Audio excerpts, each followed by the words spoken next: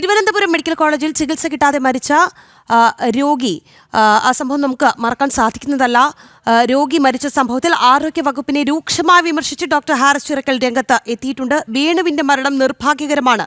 ഉപകരണങ്ങൾ കൊണ്ടുവന്നാൽ മാത്രം പോരാ, അടിസ്ഥാന സൗകര്യങ്ങളും ഒരുക്കണം.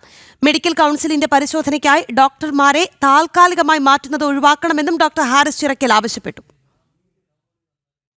ഒരു നിർഭാഗ്യകരമായ സംഭവമായിപ്പോയി. അദ്ദേഹത്തിന് രക്ഷിക്കാൻ കഴിഞ്ഞില്ല എന്നുള്ളതിൽ എനിക്കും വളരെ ദുഃഖമുണ്ട്. അതിനകത്ത് എന്തായാലും കുറച്ചും കൂടെ നമ്മുടെ ഇതൊക്കെ ഇമ്പ്രൂവ് ആകാനുണ്ട് എന്നുള്ളതിൻ്റെ ഒരു ലക്ഷണമായിട്ടാണ് എനിക്കത് തോന്നുന്നത്. അദ്ദേഹത്തിന് വേണ്ട പരിചരണം നമുക്ക് കൊടുക്കാൻ കഴിഞ്ഞിട്ടില്ല എന്ന് തോന്നുന്നു. അദ്ദേഹം നിലത്ത് കിടന്നു എന്നൊക്കെ പറയുന്നത് വളരെ വിഷമകരമായിട്ടൊരു കാര്യമാണ്. അതിനകത്ത് ഞാൻ 1986 മെഡിക്കൽ കോളേജിൽ പോകുമ്പോൾ ഉള്ള പോലെ തന്നെ ഇപ്പോഴും രോഗികൾ തറയിൽ കിടക്കുക എന്ന് പറയുന്നത് വളരെ മോശമായിട്ടുള്ളൊരു, നമ്മുടെ സാംസ്കാരിക കേരളത്തിന് തന്നെ അത് വളരെ വിഷമുണ്ടാക്കുന്നൊരു കാര്യമാണ്. അത് ശരിയല്ല. അതിന് അടിയന്തരമായിട്ട് എന്തെങ്കിലും ഒരു പരിഹാരം ഉണ്ടാവേണ്ടതാണ്.